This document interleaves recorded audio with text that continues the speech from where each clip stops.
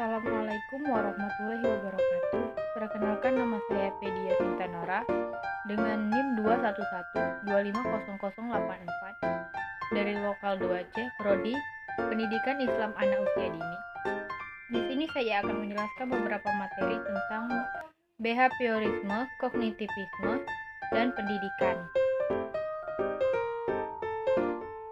Pertama yaitu pengertian teori belajar behaviorisme adalah teori pembelajaran yang didasarkan pada tingkah laku yang diperoleh dari pengondisian lingkungan.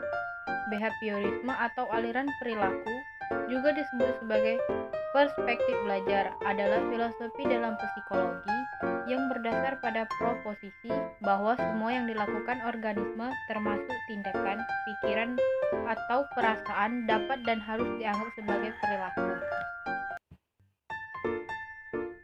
Yang kedua yaitu pengertian teori kognitivisme. Istilah kognitif berasal dari kata cognition yang berarti pengertian. Pengertian ini berarti mengerti. Lebih luas lagi, kognitif juga bermakna perolehan, penataan, dan penggunaan pengetahuan. Dalam pengembangan selanjutnya, kemudian istilah kognitif menjadi populer sebagai salah satu wilayah psikologi manusia dan menjadi satu konsep umum yang mencakup semua bentuk pengenalan yang meliputi setiap perilaku mental yang berhubungan dengan masalah pemahaman, memperhatikan, memberikan, menyangka, dan pertimbangan, serta yang lain sebagainya. Ada beberapa tokoh aliran dalam kognitivisme, yaitu pertama, teori Gesell dari Wedemer menekankan pada kebermaknaan dan pengertian sehingga tidak menimbulkan ambiguitas dalam proses pembelajaran. Kedua, teori skemata Piaget. Teori ini mengatakan bahwa pengalaman kependidikan harus dibangun dari sekitar struktur kognitif siswa. Yang ketiga, teori belajar sosial Bandura.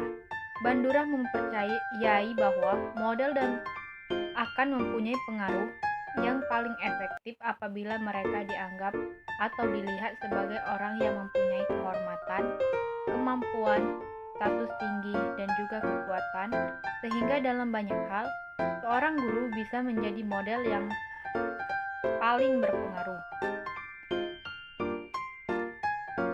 Keempat, pengelolaan informasi Norman. Norman melihat bahwa materi baru akan dipelajari dengan menghubungkannya dengan sesuatu yang sudah diketahui.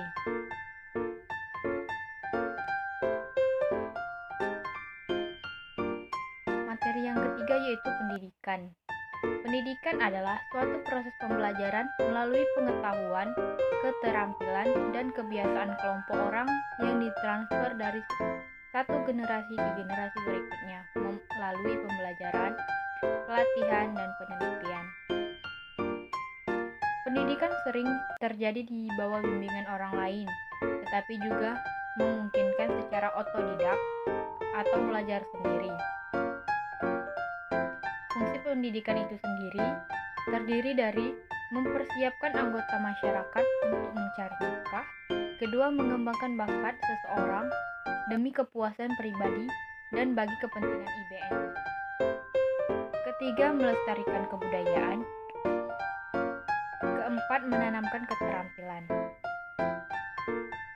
Kesimpulan dari materi tadi yaitu teori belajar behaviorisme adalah sebuah teori yang dicetuskan oleh Gage dan Berliner tentang perubahan tingkah laku sebagai hasil dari pengalaman. Teori ini mengutamakan pengukuran terhadap siswa. Menurut teori behavioristik, belajar adalah perubahan tingkah laku sebagai hasil dari pengalaman belajar, merupakan akibat adanya interaksi antara stimulus dan respon. Kognitif itu sendiri berarti pengertian. Pengertian ini berarti mengerti. Lebih luas lagi, kognitif juga bermakna perolehan, penataan, dan penggunaan pengetahuan. Semua bentuk pengenalan yang meliputi setiap perilaku perilaku mental yang berhubungan dengan masalah pemahaman, memperhatikan, memberikan, menyangka, pertimbangan, pengelolaan informasi, pemecahan masalah, pertimbangan, membayangkan, memperkirakan, berpikir, dan meyakinkan.